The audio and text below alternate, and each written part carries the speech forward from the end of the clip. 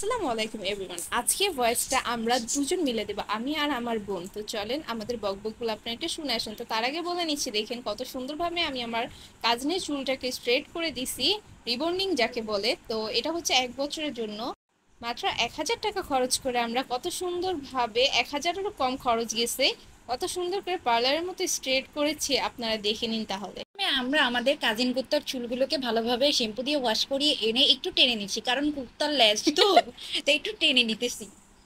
লোকে বলে কুত্তার ল্যাঞ্জা নাকি কখনো সোজা হয় না। আচ্ছা, যা কুত্তার ল্যাঞ্জা সোজা না হলো, আমরা আমাদের কাজিনের ল্যাঞ্জা গুলো তো সোজা করতে পারি। তাই আমরা নেমে পড়েছি দুজন মিলে কাজিনের ল্যাঞ্জাগুলোকে সোজা করার ধাপে। লোকে বলতে পারবে যে কুত্তার ল্যাঞ্জা সোজা হয় না, কিন্তু কেউ তো কখনো এসে বলতে পারবে না যে কিরে তোর এত কোকড়া কোকড়া চুল কেন। তাই আমি আর আমার বোন মিলে নেমে পড়েছি মিশন সাকসেস করতে। প্রথমে কালা ক্রিমটা বের করে নিব। একটি বক্সে 3টি ক্রিম থাকে, তো 3টি থেকে কালো বক্সটা আমরা খুলে নিয়েছি। ক্রিমটা আমরা একটা বাটিতে ঢেলে নিব।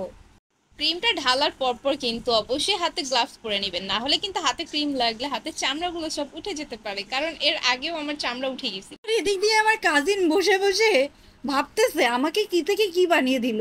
আজকে ওকে আমরা কাক থেকে ময়ূর বানিয়ে দেব। আমরা ভয়েস দিচ্ছিলাম না, মনে হয় 1971 সালে যুদ্ধে নেমেছিলাম। এটা নিয়ে আমার থার্ড টাইমের মতো চুল স্ট্রেট করা। প্রথমটা আমি আমার চুলে করি, তারপর আমি আমার মেজো বোনের চুলে করি, এখন আমরা আমার কাজিনের চুলে করছি। প্রথম স্টেপের ক্রিমটা আমি চুলগুলোকে অল্প অল্প করে নিয়ে ভাগ করে করে তারপর লাগিয়ে নিচ্ছিলাম।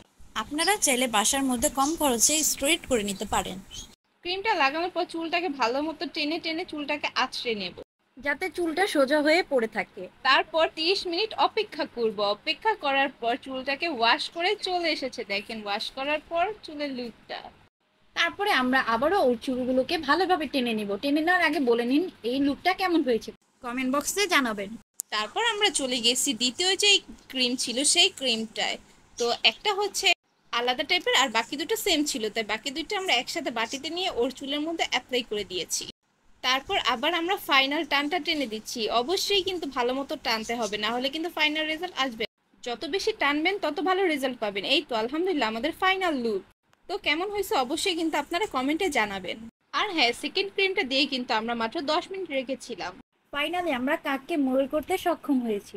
সো আমাদের মিশনটা সাকসেস হয়েছে আলহামদুলিল্লাহ। যারা আমাদের ভিডিওটা দেখে এখনো লাইক করেন নাই তারা এক্ষুনি লাইক দিবেন, এর আপনার একদিন কি আমার একদিন। লাইক দেন।